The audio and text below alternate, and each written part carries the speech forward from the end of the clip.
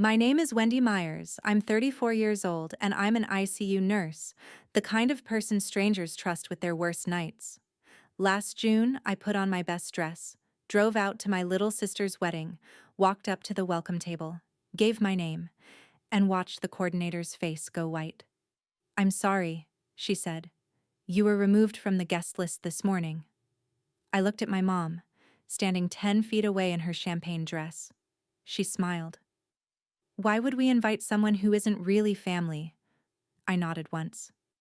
"Then today is the last time you'll ever see me as family." And I turned around and left. My mother thought she had erased me. She missed one detail. The name she crossed off that list was printed on a contract she had never bothered to read. By the time the ceremony music started, her phone would not stop ringing, and my sister would be standing in a parking lot in her wedding dress, asking one question nobody could answer. What happened at that wedding, 120 guests will never forget. But for you to feel the weight of it, I have to take you back 12 years. Welcome back to Calm Drama Stories, where quiet people finally get heard and family secrets come home to roost. If you've ever loved someone in silence and paid the price for it, this story is for you. Drop a comment telling me where you're listening from, and be sure to subscribe. 12 years ago, my father died of a stroke at 51, on a Tuesday, in the parking lot of the hardware store he'd worked at for 2 decades. I was 22, one semester from finishing nursing school. My sister Chloe was 15. My mother, Carol, was 49, and within a day of the funeral announcement, our kitchen in Millbrook looked like a casserole convention. The ladies of First Baptist came in shifts. They brought foil pans and soft voices, and they patted my mother's hand like she was made of church glass. Chloe fell asleep on the couch in her black dress 2 nights running. I did the dishes because my hands needed a job. That's a nurse thing, I'd learn later. When you can't fix the big thing, you fix the small ones. On the 3rd night, I carried a stack of sympathy cards in from the mailbox, and 2 women from the flower committee were talking low in the hallway. They didn't hear me stop. "That poor woman," one said. "2 girls, no pension to speak of. She'll lose that house by Easter." I stood there holding other people's condolences and felt the floor of our family tilt.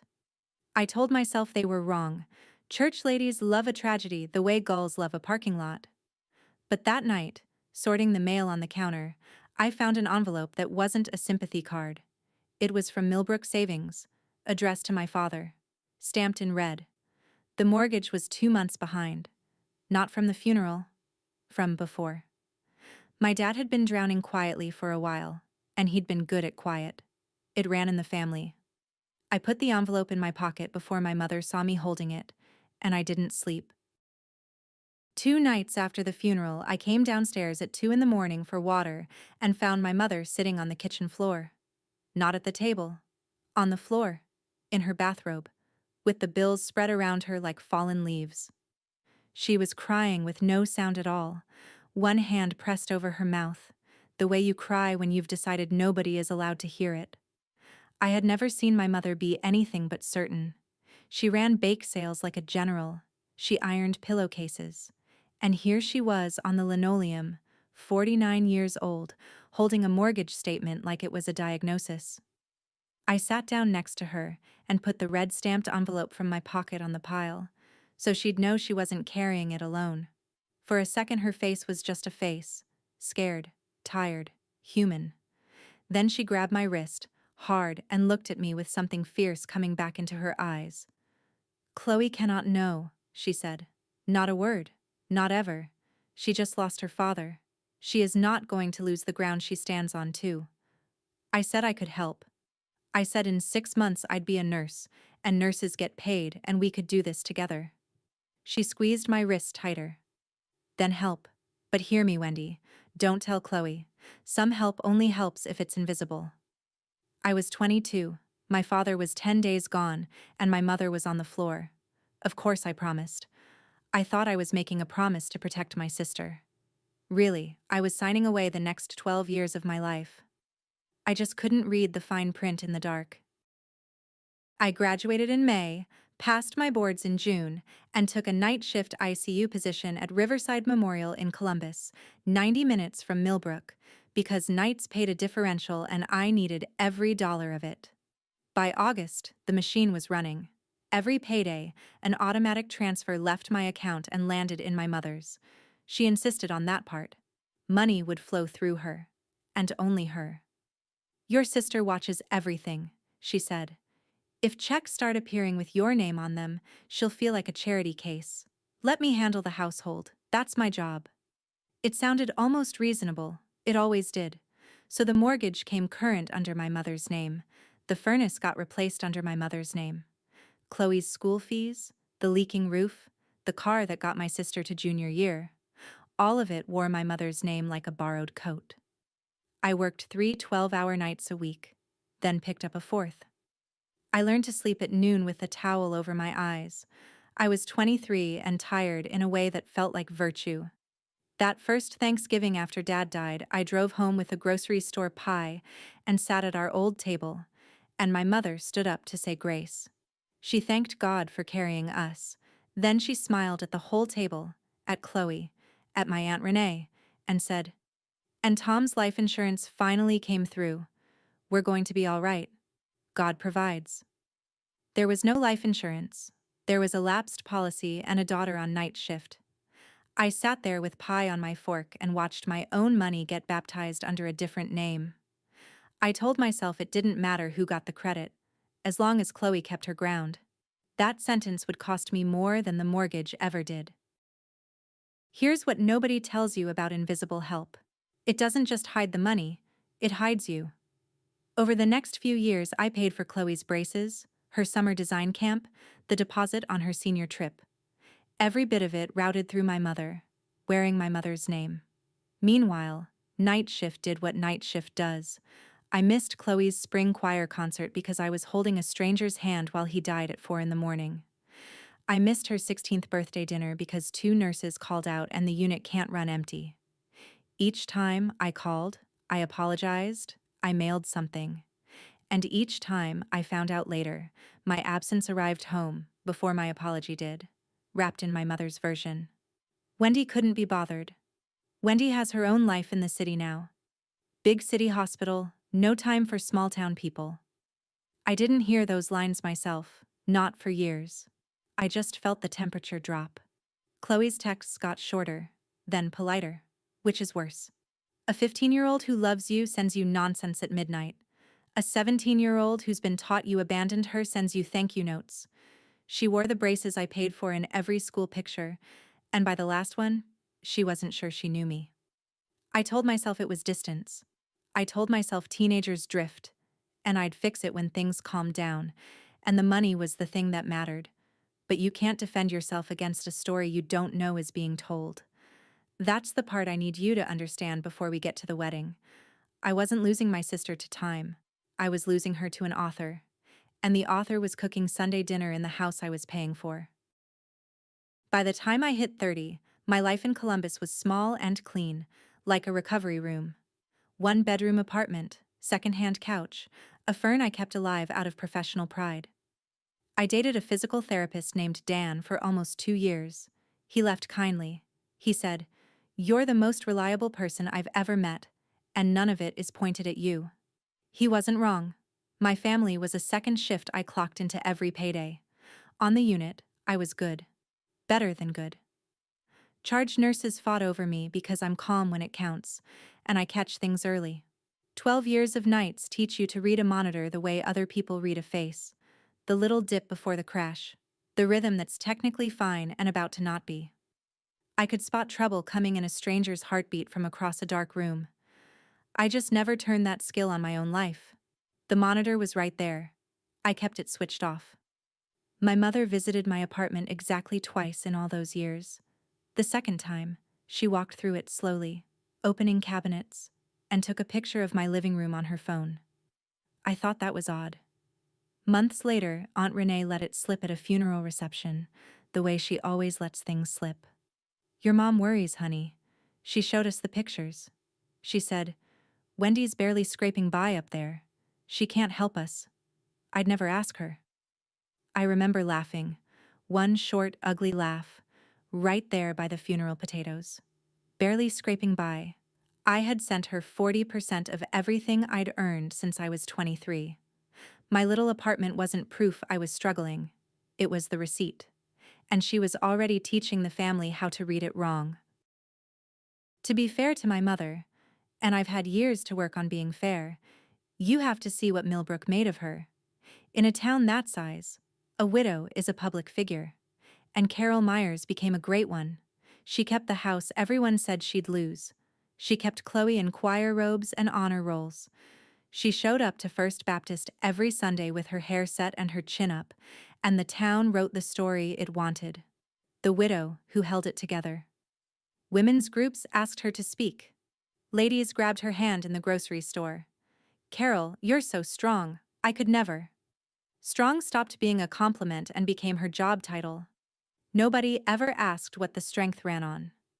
Nobody in Millbrook ever asks how the lights stay on. They just admire the glow. My grandmother, Carol's mother, was cut from the same cold cloth, and she had a saying I heard at every holiday of my childhood. A woman who needs help is a failure twice, once for needing it, once for showing it. My mother grew up under that sentence. I try to remember she was somebody's daughter too, and that the trap she built for me had been built for her first. But understanding a trap has never once sprung it. Every month, my transfer landed in her account, and every month it came out the other side transformed, into her thrift, her faith, her backbone. The church praised her. Chloe adored her. And I'd sit in my car after a night shift, watching the sun come up over the hospital parking garage, vaguely aware that something was being taken from me that I didn't have a name for yet. I didn't understand what my silence was buying her. Every check bought another chapter of a story I wasn't in. Chloe got into the State University's design program, and I was so proud I cried alone in a supply closet like a normal person. Then I picked up extra shifts, because the aid package covered half, and somebody had to be the other half. Over 4 years, $38,000 moved from my account, through my mother's hands, into a parent portal with my mother's name on the login. Tuition, housing, the good laptop a design major actually needs. When Chloe called home worried about a bill, my mother would tell her, "Calm as pond water. Your father's insurance is handling it. Focus on your classes. That's how you thank us." Us. I used to grip the phone hard when I heard about those conversations from Renee, that small word doing so much invisible lifting. Graduation day, I drove down on no sleep after a Friday night shift. I sat in the last row of the arena, still smelling faintly of hospital soap, and watched my baby sister cross the stage in a gown the color of cream. I clapped until my palms burned. Down front, the family had a whole row. My mother, Renee, cousins I hadn't seen in years. Afterward, on the lawn, Chloe posed for pictures holding a glittered poster board some friend had made for her. It said, "Thank you, Mom, for everything." My mother stood beside her, holding the flowers I had wired money for, glowing like a woman collecting a Lifetime Achievement Award. I got one hug, quick, polite, her eyes already looking past me for the photographer. Then my phone buzzed. The unit, short-staffed again. Could I come in? I said yes. Of course I said yes. I left before the confetti was out of anyone's hair and nobody noticed the last row emptying. People always ask the quiet one, "Why didn't you just say something?" So let me tell you about the time I did. Years before that graduation, when Chloe was a high school senior filling out financial aid forms, she called me, stressed about money. I was tired, and the promise was heavy, and I got as far as, "Chloe, listen, if you ever wonder how the tuition stuff actually works." That's when I heard it. The little change in the room tone. I was on speaker, and my mother had walked in. Chloe said, "Mom's here, say hi." And the conversation went cheerful and died. My mother called me back that night, alone, and her voice was sugar wrapped around a razor. "What exactly were you about to do?" I said. Maybe Chloe was old enough to know where the help came from. There was a long pause, and then my mother said the thing she knew would work. "You want a receipt for love? Is that who I raised? Because I'll tell you what your sister will hear. She'll hear that every good thing in her life was a bill you were keeping track of. It will break her. 3 months before college. Is that what you want to be to her? I want to be clear about the trap. Because it was a good one. She held the only witness. The money moved through her accounts, so the paper agreed with her. And the timing meant blowing it up would land on Chloe, never on Carol. I wasn't a fool who trusted too easily. I was a creditor with no records, up against the bank. So I stopped trying. That was my mistake. The silence. And it was about to cost me the only person I was protecting. After college, Chloe took a design job in Columbus, 20 minutes from my apartment, and for a while I let myself hope proximity would fix what distance had broken. It didn't get the chance. The invitations kept having accidents. Her housewarming. I found out from Facebook, 3 weeks of photos deep, my sister holding a paint roller and laughing next to our mother, who had apparently driven up to help her decorate. When I mentioned it, Mom sighed. Honey, we sent you the details. Things get lost. You're so hard to pin down. Chloe's 25th birthday dinner happened at a restaurant I drive past on my way to work. I heard about it at Christmas from Renee, who leaned in over the ham with her talent for friendly damage. Chloe was hurt, you know. You never even answered the invite. There was no invite. There was never an invite. And here's the efficient part. The part I can almost admire from a clinical distance. My mother kept track of my schedule.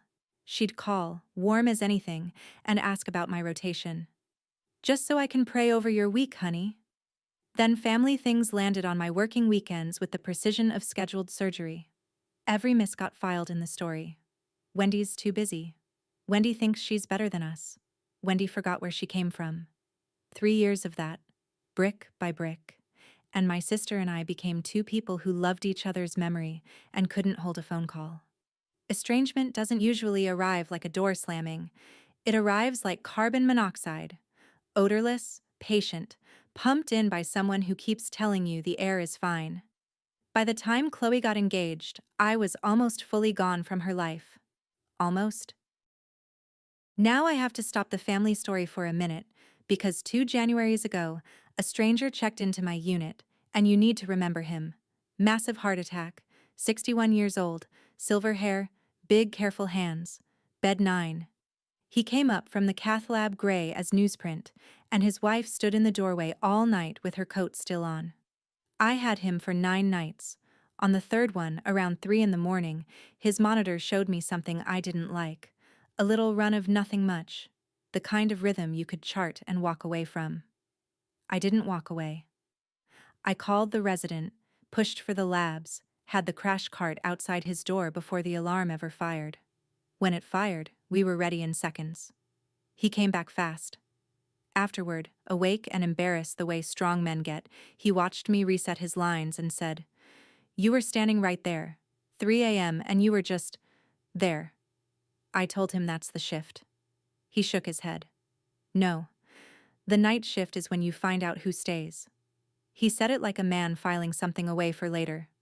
For 6 more nights he called me the one who stays, and introduced me to his wife that way, and I'd wave it off and check his drips. My badge, like every badge at Riverside, shows a first name only, hospital policy, for staff safety. To that family, I was just Wendy, ICU, nights. He went home on a gurney ride I wasn't there for because I was asleep with a towel over my eyes. I heard his family sent a thank you letter addressed to Wendy, the night nurse. Policy again. It was never forwarded. Remember the man in bed 9. 2 years later, he stopped a wedding with one raised hand. I didn't even know his last name yet. Chloe got engaged a year and a half ago. I found out over the family group text, a thread I mostly haunted like a polite ghost. There was a photo of a ring, a flood of exclamation points from cousins, and a name. Eric Calloway, civil engineer, Columbus. In the picture behind the ring, my sister's face was doing something I hadn't seen since she was 15. Pure, unguarded happiness. I typed and deleted a dozen messages, then sent something simple to her directly. Just her. Congratulations, Chloe. He's lucky. Dad would have interrogated him and then loved him. The three dots appeared and disappeared for a long time. Then she sent back a photo of the ring on her hand, close up, with the caption, "I can't stop staring at it." One exclamation point, aimed at me. I know how that sounds, but when you've spent years on rationed warmth, you can taste the difference between courtesy and a crack in the wall. That exclamation point was a crack in the wall. I wrote back offering to help with anything: planning, dress hunting, spreadsheets, blisters. Before Chloe could answer, my mother answered for her, back on the main thread, smooth as icing. "Everything's handled, sweetheart. We've got our little team." And that seemed to be that. I told myself it was fine. I'd be at the wedding. I'd dance with my sister. And a wedding is a door good things walk through.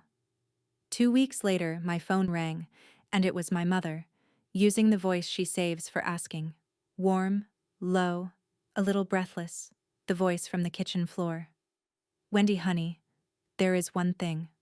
One last thing. Then we're square." I should have heard the trap arming itself. Instead, I heard my mother needing me. Here was the situation, as my mother laid it out. Chloe had fallen in love with a venue, the Arbor House, a garden estate just outside Columbus, white chairs under old oaks, the kind of place a design major dreams in. A June Saturday had opened up because of a cancellation, and the venue needed a $7,000 deposit inside 48 hours to hold it. "The insurance money is gone," my mother said, quiet, like a confession. Which was a strange thing to hear about money that had never existed, and told me she'd repeated the story so long she half believed it herself. "I can't swing this." But she cannot know that, Wendy. Not while she's picking out her dress. She'd feel indebted at her own wedding.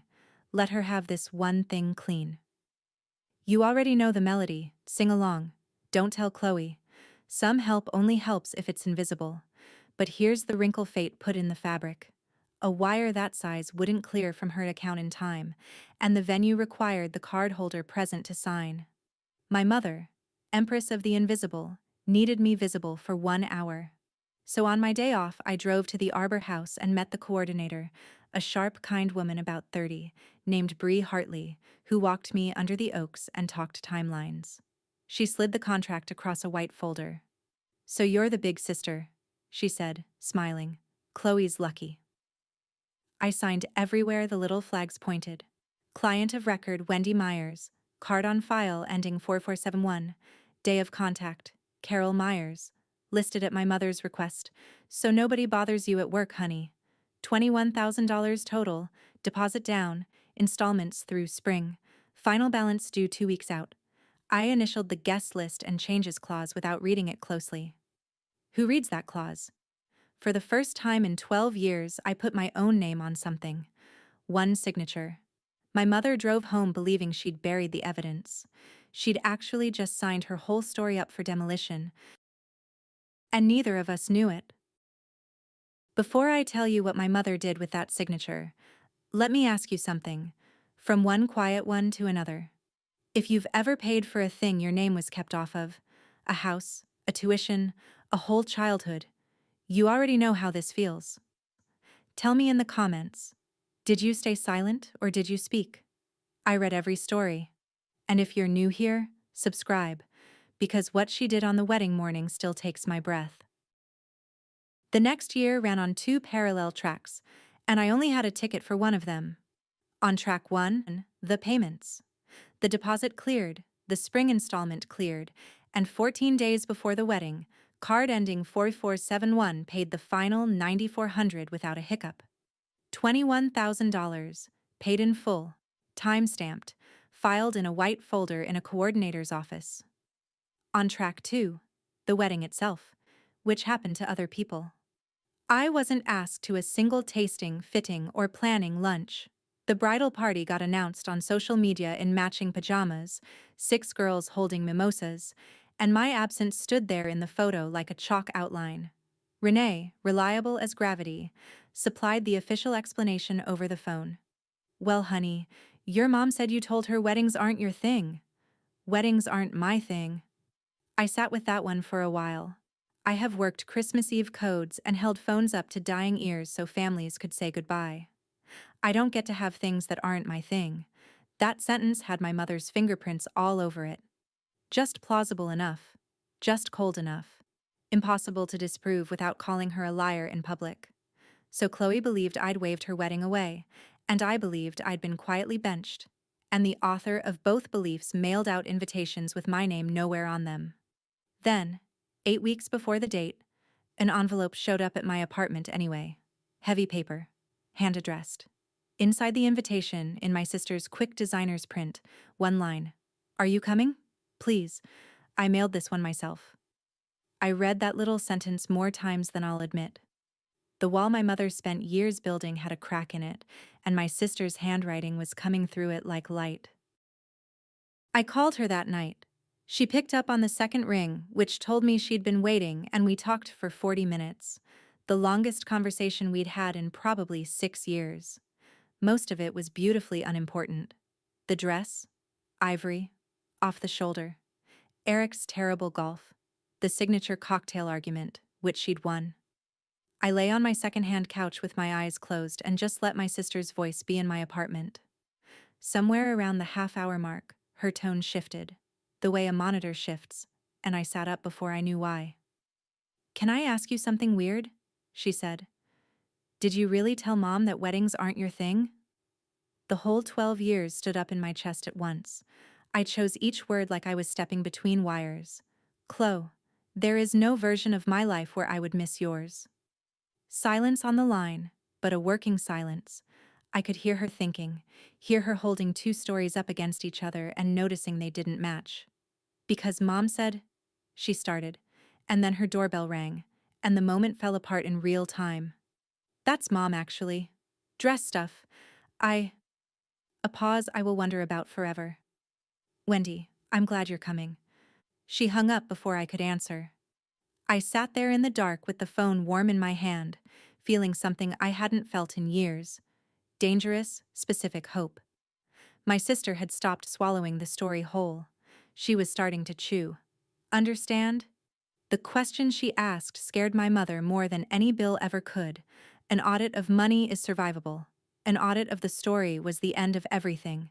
And my mother has always been able to smell an audit coming. What happened the night before the wedding, I had to piece together afterward, from Bree and Eric and my sister, like reconstructing a crash from the black box. Two things happened, and they detonated together. First, the rehearsal dinner, which I was not invited to. Immediate wedding party only, relayed with regret so smooth it squeaked.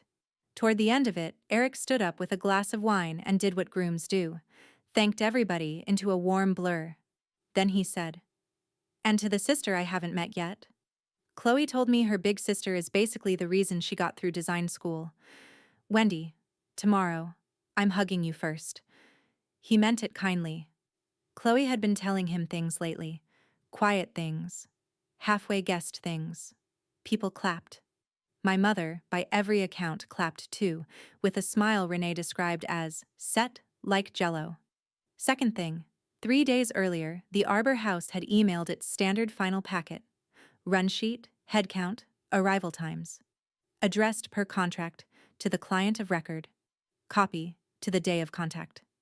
My mother opened her copy, probably barely glanced at a document she considered plumbing, and saw the header. Client of record, Wendy Myers, and the arrival day line under it. Our coordinator will greet the client at check-in for any final adjustments. Put yourself inside her arithmetic for a second. It's almost pitiable. Tomorrow, at the gate, in front of Millbrook and the Callaways and God, a stranger with a clipboard was going to greet the invisible daughter, by name, as the woman who paid for it all. The story could survive my absence. It could not survive my arrival. By sunrise, my name was off the list. I want you to see the morning I had. In the hours while my name was being deleted. I was up at 6, off shift for the whole weekend. I'd arranged that months back, the same week the invitation came. I steamed the wrinkles out of a pale blue dress. I dusted off good shoes. And I wrapped the gift I'd been planning for 8 weeks, since my sister's handwriting came through the crack in the wall. Our father wore a plain steel wristwatch every day of his working life. Nothing fancy. A hardware man's watch, scratched by 2 decades of lumber and ladders. The week of the funeral, while the casseroles multiplied, I'd slipped it off his dresser and kept it. Everything else of his got sorted and boxed and given away by committee, but the watch stayed with me, 12 years, 3 apartments. In April, I'd taken it to a jeweler, cleaned, oiled, new crystal. The old band kept because the wear was the point. I wrapped it in tissue, and on the card I wrote the truest sentence I had. He'd have walked you down the aisle. Something of his should. I put the box on the passenger seat like it was a patient in transport. Half an hour of green June fields, windows cracked. At red lights, I practiced smiling in the rearview mirror, and I coached myself like a rookie. Stay near the edges, compliment the flowers. Don't let mom pick the seat. Just be so pleasant, so easy, so present that the story-starving everyone had been fed about me dies of contradiction. That was my whole plan. Show up and be undeniable. I pulled through the stone gates of the Arbor House a little after 5, an hour before the ceremony, and the welcome table already had a line. You already heard this scene at the start. Now live it with me slower. The welcome table sat under a white arbor, guest book open, gift table to the side. Ahead of me, cousins gave names and floated through. Then me. Wendy Myers. The coordinator, Bree, the same sharp, kind Bree from 13 months ago, looked down at her list, and her whole body stopped working. Her eyes went from the page to the white folder in the crook of her arm, back to the page. I watched the color drain out of her professional smile. I'm sorry, she said quietly, like it hurt her mouth. You were removed from the guest list. This morning. The line behind me went silent the way a room does when a tray drops, and there was a fresh line of ink through my name. I could see it upside down. A single stroke. Decisive. Still shining a little. That's when my mother appeared at my elbow. Champagne dress, baby's breath in her hair, moving with the unhurried calm of a woman arriving at her own moment. Renee hovered behind her, studying her shoes. I said, Mom, what is this? And my mother looked at me. 12 years of transfers, of night shifts, of tuition and mortgage and this venue, this actual grass she was standing on. And she smiled the church smile, and she raised her voice just enough to reach the line behind us. Why would we invite someone who isn't really family? There it was. The whole architecture, out loud at last. I felt something in me go very still and very clear, the way I get when a monitor starts screaming. I nodded, once. Then today is the last time you'll ever see me as family. I set my father's watch, wrapped and ribboned, on the gift table with the other boxes. And I walked back across the gravel, spine straight, gravel crunching louder than the string music, and I did not look back. I made it to the car without shaking. Nurses are good at that. The shaking comes later. So does the truth.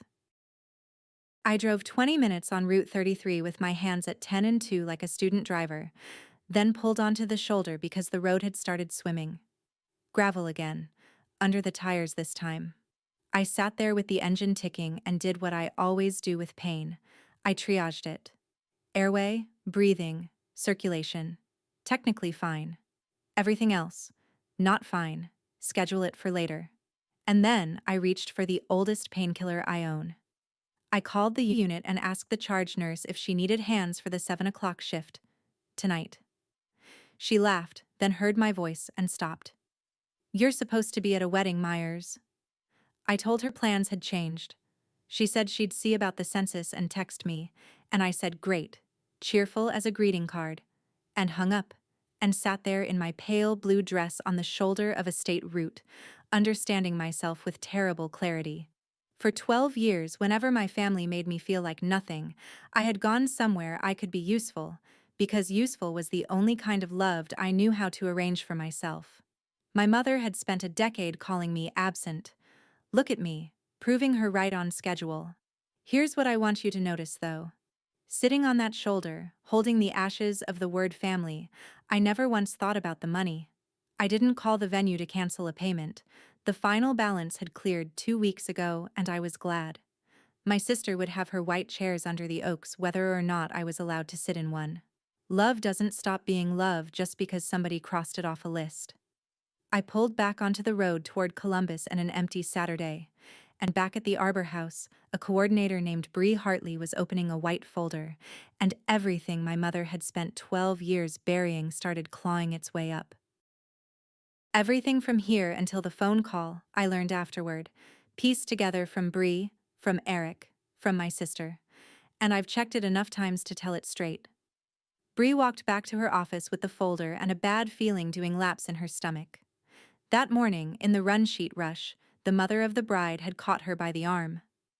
"Family emergency," she'd said. "Wendy isn't coming. Take her off the list. Keep the head count clean." Day of contacts adjust guest lists constantly.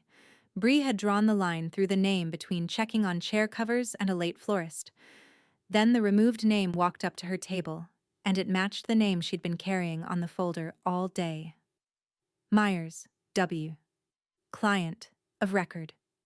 Bree pulled the contract, and there it was in the changes clause the client had initialed 13 months earlier.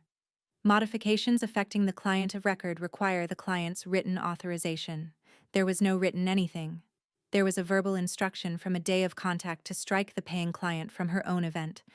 And then, worse, a public scene at the gate that the client had absorbed and walked away from. That's not awkward. In the events business, that's a liability with a string section. Bree called her office manager, and the office did what offices do.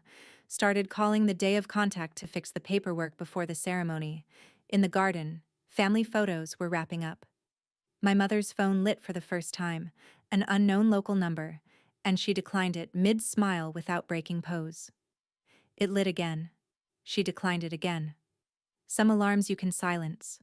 This one had a folder. The third decline is the one that changed the day, because by then Bree had stopped waiting on phones and gone looking on foot. And Eric caught her crossing the courtyard with the folder and a face that didn't belong at a wedding. Grooms an hour from vows notice faces. He stepped into her path. "Is something wrong with the venue?" Bree is careful. She's told me since that she rehearsed a bland sentence and couldn't make herself say it. What she said instead was the truth with its badge showing. "There's a contract issue I need resolved before we start. The guest your family turned away this morning is the client of record on this event." Eric said, approximately, "What?" "She signed the contract. Her card paid for it. Deposit to final balance. I legally can't remove her from her own event on a verbal instruction, and someone did." Eric stood there doing engineering math with the load-bearing facts of his life. He'd been told gently by his future mother-in-law that Chloe's sister had drifted away from the family, that they'd invited her out of grace, and hoped for the best. He had watched that grace at the gate an hour ago from across the garden, not close enough to hear, close enough to see a woman in pale blue walk away, with her spine very straight. "What's her name?" he asked. "The client." Bree turned the folder around. "Wendy Myers."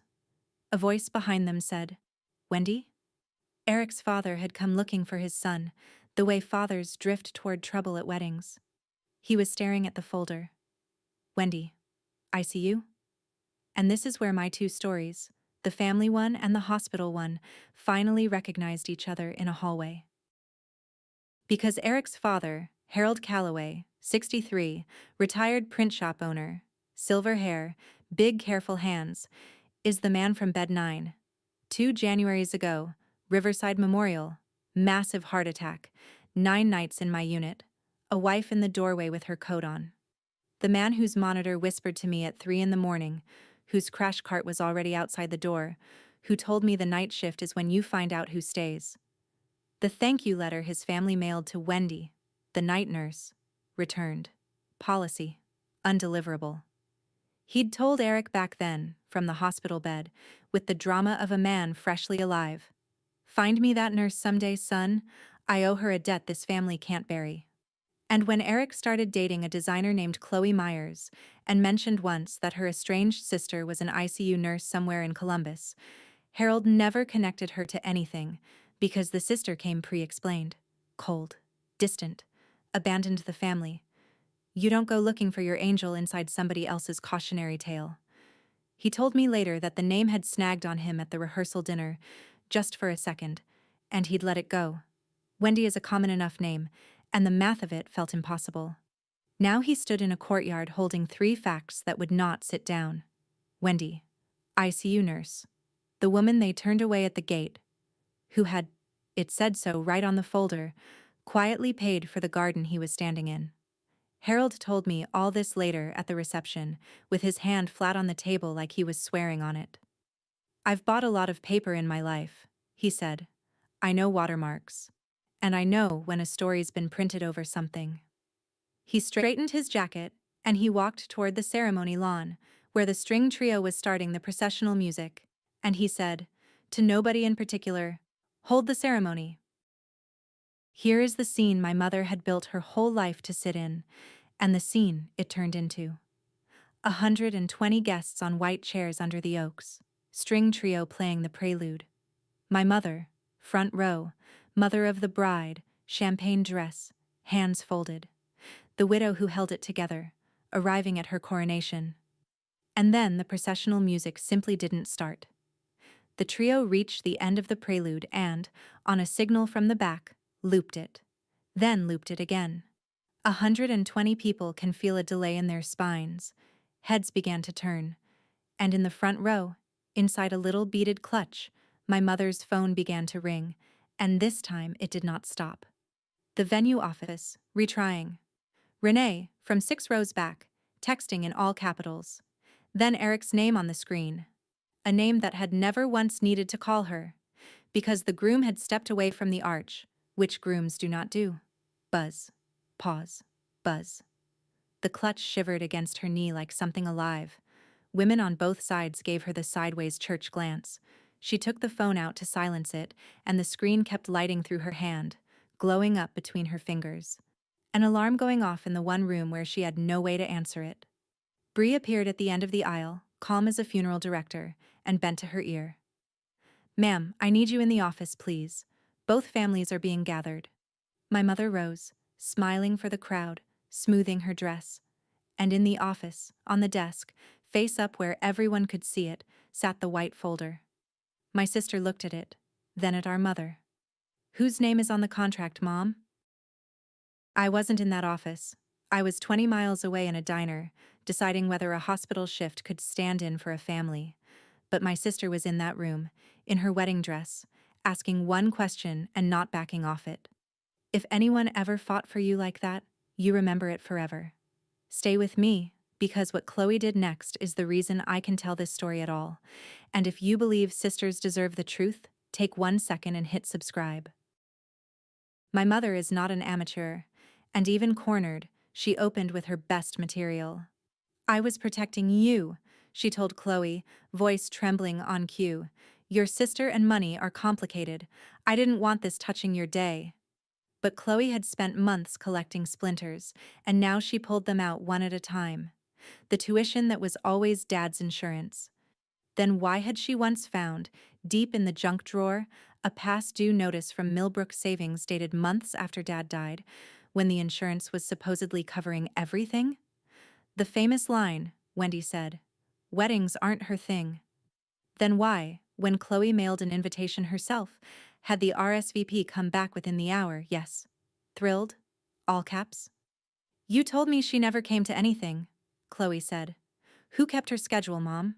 Who always knew her shifts? And piece by piece, in front of the Callaways, the story that had run our family for 12 years stopped making its payments. I'm told there was one moment, when my mother was fully human in that room. Her hands went to her mouth, the same way they had on the kitchen floor, and she said, so quietly they almost missed it. My mother buried 2 babies and never wore anything but lipstick to church.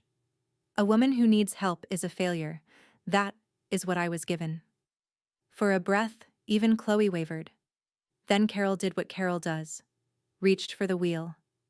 Everything I did for this family. You have 120 guests waiting, sweetheart. We are not doing this today. And my sister, in full white, lifted her chin in a way that I'm told looked exactly like me on night shift. Then you won't mind if my sister hears you say it. Because I'm not getting married without her. Wedding dresses don't have pockets. Chloe's phone was back in the bridal suite, in a tote bag, dead anyway. Brides' phones are always dead. So my sister walked out of that office, hiked her skirt in both fists, and cut straight across the corner of the parking lot toward the main house, a bride in full white striding past parked cars while arriving vendors froze mid-unload, and asked Bree for a phone. Bree handed her the office landline like she'd been waiting all day to do one purely good thing. Meanwhile, 20 miles north, I was in a vinyl booth at the Blue Line Diner near the hospital, still in the pale blue dress, staring at a cup of coffee I'd ordered as rent for the seat. The charge nurse had texted, "Census looks okay, but call at 7 if you still want in. 40 minutes to decide." Across the street, the hospital sat there being simple.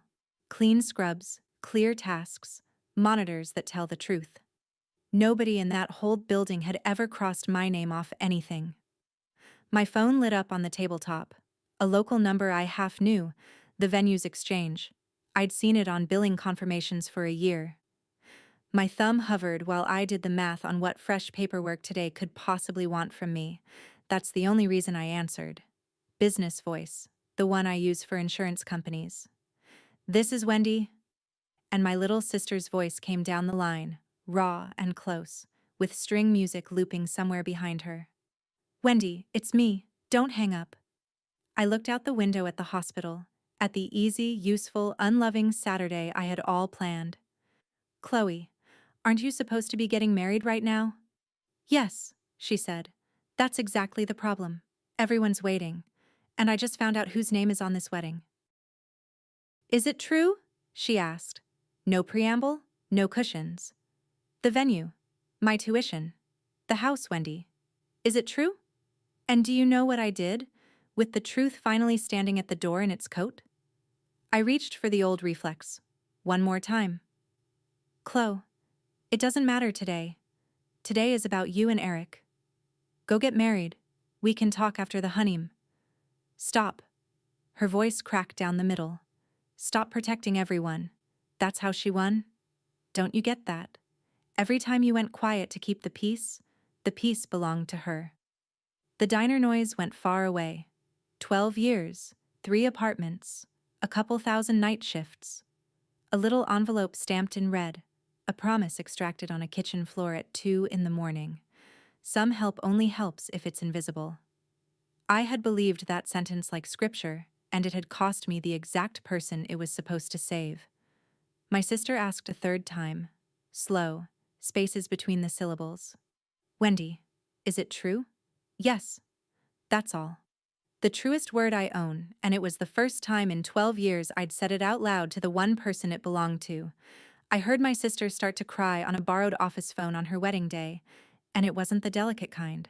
Then she pulled in a breath, and when she spoke again she was 15 and 27 at once. "Then come back. Please. I need you to do something for me." Out the window the hospital sat waiting. Simple as ever. Going back meant walking through the gate that had watched me get erased. It also meant breaking the only vow I had left. I want to be honest about the next 10 minutes, because they were the hardest of this whole story. Harder than the gate. Nobody was watching me. That's the thing about real choices. They happen in diners. Alone.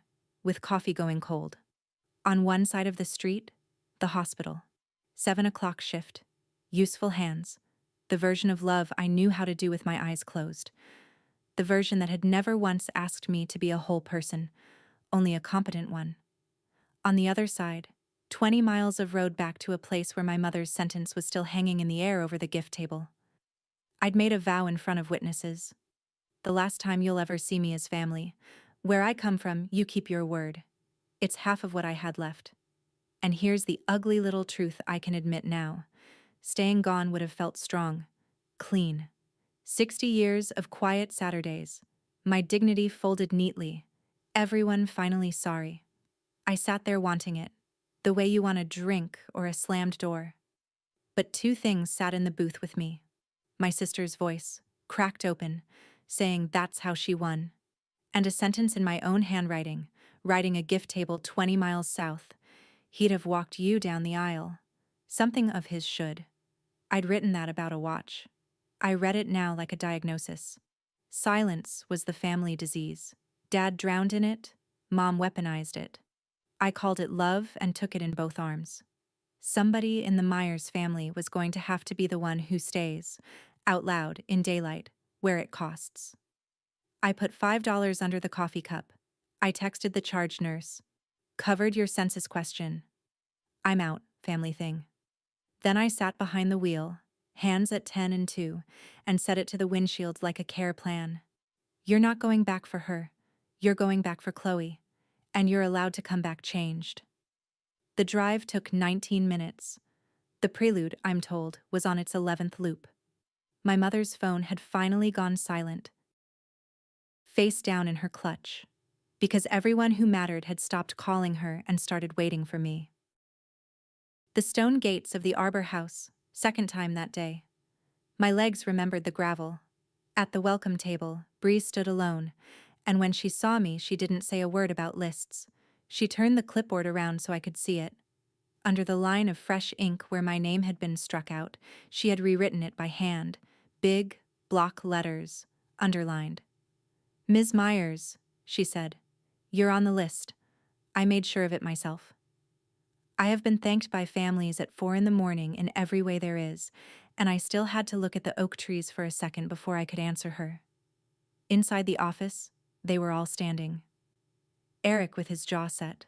A warm-faced woman I'd learn was his mother, Pam, my mother in her champagne dress gone gray in the face, Renee by the wall, and a big silver-haired man who turned around and stopped and pressed his hand flat to his chest like he was checking his own sutures. Bed 9, I said, because I'm a professional. Wendy, said Harold Calloway, the one who stays. He crossed the room and took both my hands, and then his voice went hard, and he turned toward the garden where 120 guests sat wondering. These people were told this woman isn't family. I say we go out there and tell them who paid for every chair they're sitting on. Every chair, every flower, every year. They should know exactly who they turned away at that gate. And my mother closed her eyes, waiting for it. You could see her whole body brace for the machine she'd built to finally run over her in public. It would have been so easy. It would have tasted so good. For about an hour. No, I said. Everyone looked at me. I kept my voice at 3 a.m. level, the one that works. You'd be turning my love into a receipt, Harold, reading it out like a bill she owes. That's her weapon. It was never mine. I looked at my mother, still braced, eyes still shut. The truth is coming. All of it. But it goes person to person, on its feet. Today isn't a courtroom. Today belongs to Chloe. Behind me, the door opened, and my sister stood in it, in full white, holding something small and steel in both hands. Our father's watch, lifted from the gift table, tissue paper still clinging. You gave me something of his, she said. Now I'm asking for something of yours. Walk me down the aisle. She said it plainly, the way you ask for something you've already decided. The room went so quiet I could hear the prelude looping out in the garden. That walk belonged, by every plan and program, to our mother. It had been the widow's last scene, her flowers, her aisle, her town watching. My mother made a small sound, half a syllable of protest, and then looked at her younger daughter's face and understood that the vote had been taken. Chloe turned to her and spoke gently, which somehow made it worse and better at once. You'll be in the front row, Mom. That's where you'll be. Then my sister went to fix her mascara because there was, after all, a wedding. And for a moment my mother and I stood alone by the office window, closer than we'd been since a kitchen floor 12 years ago. 12 seconds, maybe. She looked old for the first time in my memory, and when she spoke, her voice had nothing in it. No sugar, no razor, just a person. I didn't know how to be saved by my own child, she said. There it is, I said. The first true thing you've said in years. She flinched like I'd raised my hand. I hadn't. I used the voice I use for hard news at 3 in the morning, the kind you deliver kindly and completely. Here's what happens now, Mom. You're going to tell her everything. Every dollar, every invitation, every shift you scheduled around. All of it. From you. Before Christmas. Or I will. Once. Plainly. And never again. That's the whole boundary. There's no punishment in it. Just no more editing. She didn't answer. She nodded. Barely. Eyes on the window. And I have learned to let a nod be enough for one day. There was no hug. Anyone who tells you healing starts with a hug has never watched a wound actually close. It starts with debridement. And that part had just happened. Out in the garden, on some signal, the music changed. Bree put her head in the door. Ms. Myers, whenever you're ready. Chloe reappeared, bouquet in hand. And tied to its stems with white ribbon, face out, was a scratched steel watch, keeping perfect time. The doors to the garden opened, and my sister took my arm, and we stood at the top of an aisle I'd been thrown out of 4 hours earlier. 120 faces turned. I was still in the pale blue dress I'd ironed at 6 that morning for a wedding I wasn't allowed into, and every guest in those chairs had heard, one way or another, that the bride's sister wasn't really family. Nobody announced a correction. No one read a statement. There was just this. A bride, gripping the arm of a woman with tired hands and good posture, walking down the grass between the white chairs. Slow, like they had all the time that had ever been lost. I heard the whispers start, and I let them. Let the town do what towns do. I was done applying for my own life. Halfway down we passed the front row, and my mother looked up at me. Her clutch sat in her lap, and the phone inside it was dark and silent. Finally, the first quiet thing about her I'd seen all day. Her face was wet and bare, the church smile nowhere on it, and what was there instead looked almost like the woman on the kitchen floor, the one I'd promised everything to, back when I thought love and silence were the same word. I'd told her she would never see me as family again. Standing in that aisle, I kept the vow the only way a vow like that deserves to be kept. She would never see me as her version of family again. The invisible kind, the crossed-out kind, the kind that pays and vanishes. Family isn't a list you can strike a name from. It's who shows up. It's who stays. It's who walks you the last 30 feet to your whole new life. I lifted my sister's veil at the arch and kissed her cheek, and gave her hand to a good man whose father owes me a debt no one can bury. Then Harold Calloway stood up out of the front row across the aisle and gestured me into his own seat, and said, in a voice that did not whisper, "Front row is for family." I sat. The music settled. And my little sister got married that June evening. An hour behind schedule, under the oaks, on grass that love had paid for, invisibly, no longer. The reception, I'll keep short, because the best parts were small. Harold kept his word.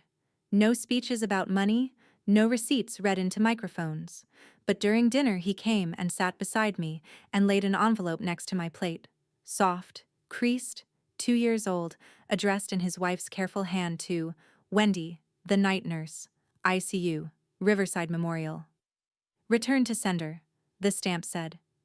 It finally found the right address, he said, and patted the table twice, and left me alone with it, which was the kindest possible thing.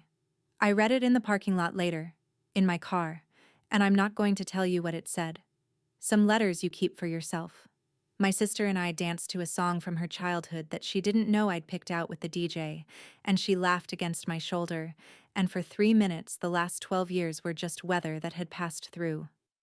Before Eric spun her away, we made a deal. Simple as a handshake. Sunday nights, 7 o'clock, phones on, no agenda. We have not missed one since.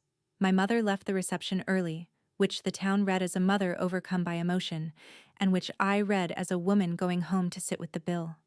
The story she'd built still stands in Millbrook mostly. The church ladies still call her strong. A few still murmur about the odd delay at the ceremony. Let them. Stories were never the thing. People are. And in December, before Christmas, she beat the deadline by 9 days, which is the most Carol Myers detail in this entire account. A thick envelope arrived at Chloe's house, handwritten, pages and pages, every dollar, every diverted invitation, the truth about the insurance, the mortgage, the tuition, the venue. A copy came to my apartment 2 days later with a single line added at the bottom, and this one I will tell you. You were never invisible. I just couldn't afford for anyone to see you. It isn't an apology, quite. It's an X-ray, and I'm a professional. I know how much it costs some people to stand still long enough to be seen through. I haven't been back inside my mother's house yet. But when she calls now, on ordinary evenings, about ordinary things, I answer. Some bridges you rebuild one true sentence at a time, and we are, sentence by sentence, two women who no longer lie to each other. That's not a fairy tale. It's better. It's load-bearing. Last month, Chloe mailed me a framed photo from the wedding. It's not the aisle, and it's not the arch. It's the gift table, early morning, before any of it happened. Some stranger's snapshot that caught a small wrapped box with a ribbon, sitting there patient as a heartbeat. On the back, in designer's print, my sister wrote, "It was always on the list." It hangs by my door, next to my badge, and I touch the frame some nights on my way to the shift where strangers trust me with their worst hours. The man in bed 9 was right. All those Januaries ago. The night shift is when you find out who stays. So does a wedding. So, eventually, does a family. If you carry one thing out of my story, carry this. Silence can feel like love, but love kept silent gets rewritten as absence by whoever's holding the pen. So say the true thing, plainly, without a weapon in it, while the people you love can still hear you. That's my story. One crossed-out name. One signature they never read. One walk down an aisle I wasn't allowed into. If this reminded you of a sacrifice no